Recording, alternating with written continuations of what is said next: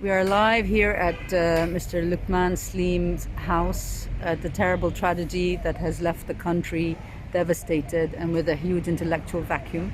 We're here to speak to the wife of Mr. Lokman Slim, Mrs. Monika Slim. Monika Bergmann Slim, is that right? Your full name? Originally you are from Germany, originally. Yes. And how long have you been married to Mr. Slim? We are married since 16 years, but we know each other, or we are living together almost 20 years. So being married to a man like Lokman Slim comes with many challenges, many sacrifices, and probably dangers. How would you describe your journey with Lokman Slim? Lokman was my whole life. I mean, we have not been only a couple, or but we have been working together. I mean, when I met Lokman, I came to Beirut with a film project, and we co-directed this film together, which took us 3 years. After the film, we founded our organization Documentation and Research.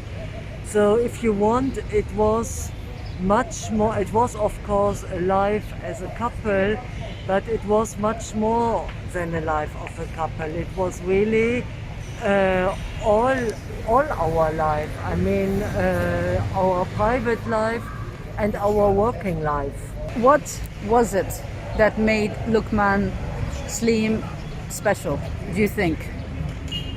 Lokman was very, and he I want to say is, he will be always with us. Lokman is very special because he had many different sides. You have to imagine really a puzzle of personalities. I mean, there was Lokman, the Lokman who loved Arabic literature. There was Lokman the writer.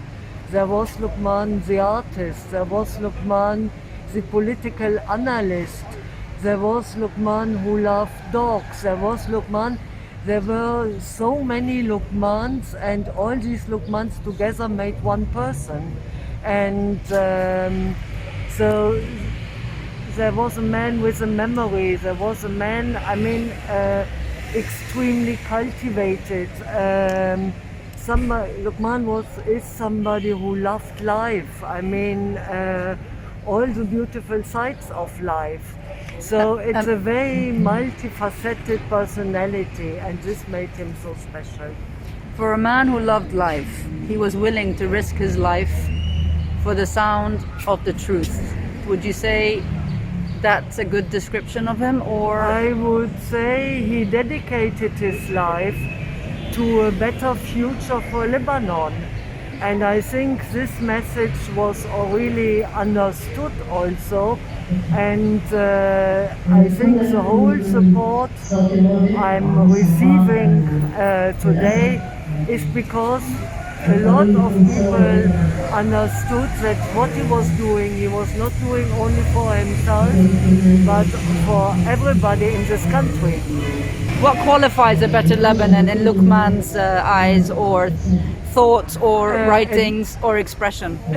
Democratic, free Lebanon, and Lebanon saw never, Lokman saw never the possibility that you have a free Lebanon or a democratic Lebanon, but not a democratic region. So for him, Lebanon was connected to Syria, to Iraq, to Iran. So I mean, he was thinking about the whole region, not only about Lebanon. Does it include Saudi Arabia? It includes the whole MENA region, but I mean it includes especially the countries where we are sharing history, if you want. I mean, it's difficult to imagine a free democratic Lebanon with a militia called Hezbollah, which is on one hand not only controlling Lebanon, but also defending the system of Bashar al-Assad. So the same brutality like we live now, I mean, is happening also in Iraq. So these countries are very much linked together. And it's difficult, and I completely agree with Lokman, who never could imagine a solution only for one country. Do you think the international community is playing a role in depriving the region of potential democratic entities within countries? I believe, I don't say the international community is preventing, but what we need more, I think, who is preventing mainly is Iran, and I think the international community should strengthen their efforts towards a more just policy. I mean, in this region. Was Lokman pro the revolution that has taken place in 17 October? Yes, of course. Yes. And did he find that it's getting somewhere, or it's getting to a place of no further advancement? Lokman was also always thinking in time. I mean, it's a process. This revolution is also a process, and there are up and downs. But I mean, for sure, so the revolution was part also of a longer process for him, if you want. Lokman was a revolution on his own, wasn't he? Yes. Do you think the people of Lebanon will be inspired at all by the death? Is there fear now, or there might be hope? There's fear and there is anger in the same time. But I mean, I can only talk about the reactions I have been getting since one week. Everybody feels if he doesn't act now, the game is over. And many people expressed that they feel they haven't been doing enough before, and no, I have the impression that many, they somehow they will continue, but this doesn't mean that there is no fear, of course. So what do you think the overlying message from his murder? It depends for whom the message is. I mean, they cross the right line somehow, and I think there is no. A lot of people understood that now being silent, the game, really the game is over. I mean, then there is no hope anymore. So I really hope that people will have the strength to move forward and to be courageous, even if it is not easy. Talking about being courageous and not being easy, being a wife of someone like Lokman, and we understand that he was been threatened, his life has been threatened for a long time. How can we encourage people to take the same role Lokman did by standing up and demanding their right of expression and the freedom to express and think however they want to think? What's it like living with people like that? How was it living with Lokman as a wife? We didn't, we had agreed that we don't talk on a daily basis about threats, etc.